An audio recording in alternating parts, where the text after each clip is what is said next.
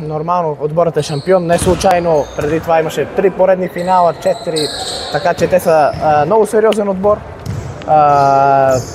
Беше мисля, че доста добър матч, тежък и за двата отбора. Промени на водачеството, интересен за публиката и радвам се, че успяхме да се поздравим с победа.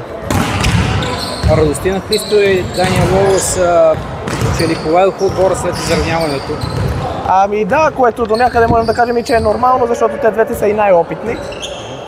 Показаха характер, това им казах и за влеканата, че второто по време това е шампионски характер, който ние показахме.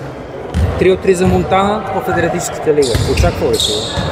Ами, вижте, всеки има някакви цели, някакви очаквания. Не мога да кажа, че съм бил сигурен, че ще започнем по този начин.